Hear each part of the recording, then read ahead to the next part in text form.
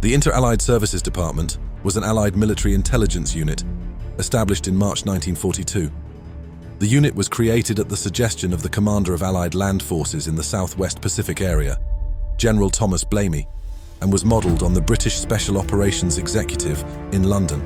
It was renamed Special Operations Australia, and in 1943 became known as the Services Reconnaissance Department. This new commando force would be named Z Special Unit and would be a precursor to modern Australian Special Forces units.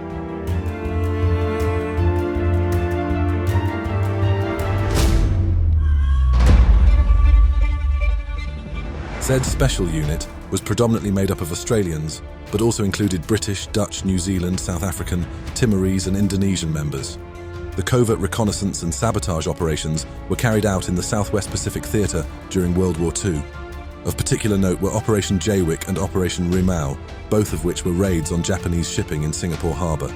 Operation Rimau was to sink Japanese shipping in the harbour by secretly placing limpet mines on the ships. The team, having travelled to the island of Merapas by submarine, commandeered a Malay junk to stealthily approach their target. With semi-submersible canoes on board, they planned to attack on October 10, 1944. However, their cover was blown by a Japanese patrol boat and the mission was aborted, although a small party of 6 did manage to enter Singapore Harbour, where it was believed they sunk 3 ships.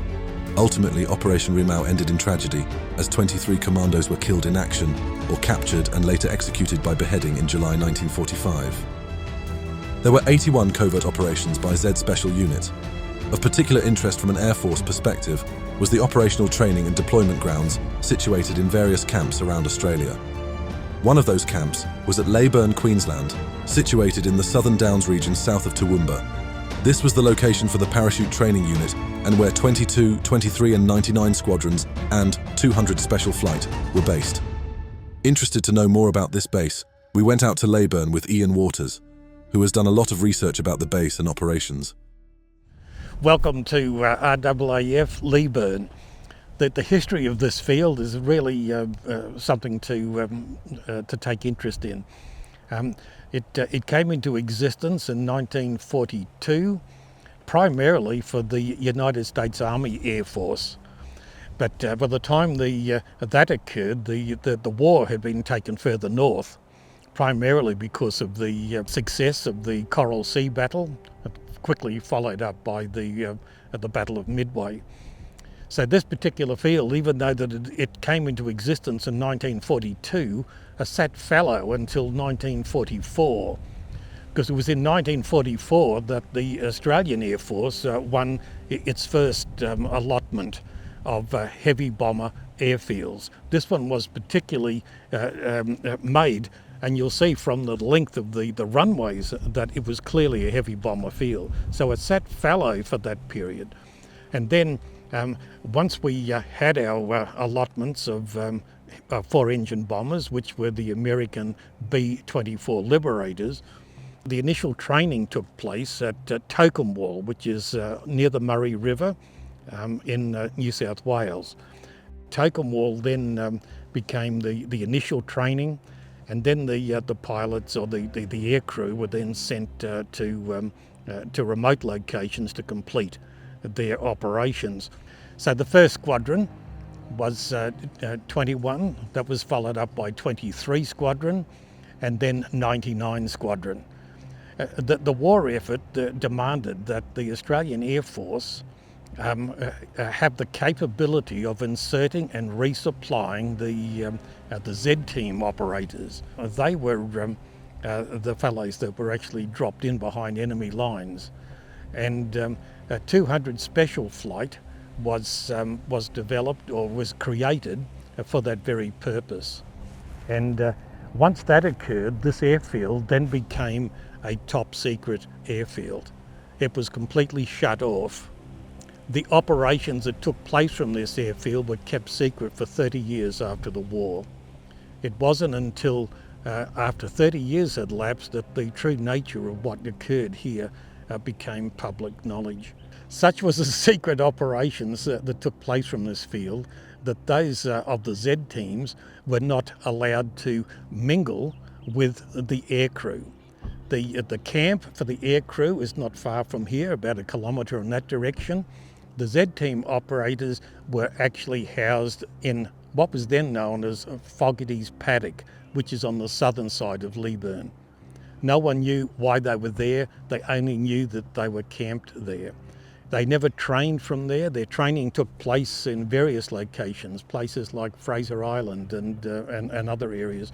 But it was from here that they were secretively brought. They would have then gone on operations with the B-24 crews.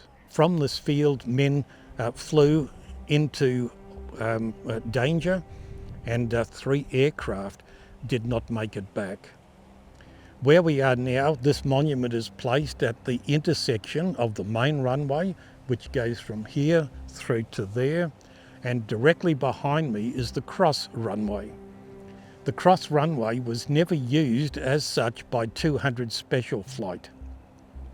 The maintenance of the aircraft actually took place just over here to my right, on the other side of the main runway.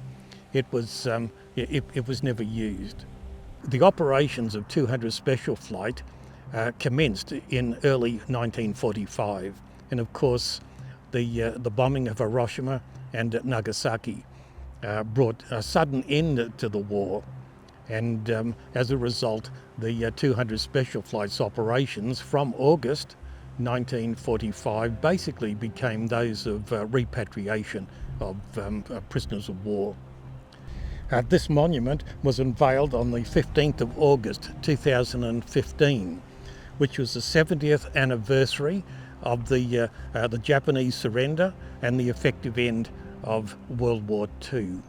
It was unveiled by Ian Lang, who was ground crew at 200 Special Flight. Also at the dedication was Mr. James Banks. Jim was air crew in the 200 Special Flight. So it was wonderful to actually have two 200 Special Flight veterans here at that location when this occurred. It'd be near here that the remaining ground crew, or the air crew, would have waited in vain for those aircraft that were never to return. 3 aircraft, 3 B-24s, were lost on operations.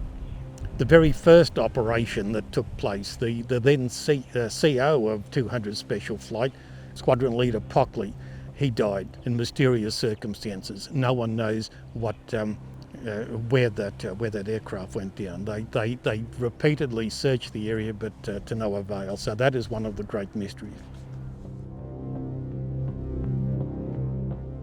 We would like to extend a big thanks to Ian Waters for showing us around Leyburn and introducing us to the museum out there, which boasts a very rich history of the area, including details about the Z Special Unit and the RAAF activity here during the war. Cheryl gave us a grand tour of some very interesting World War II artifacts and a good selection of newspapers and magazines from the 1940s. If you are travelling through this part of Australia, it would be worth dropping in and seeing the collection.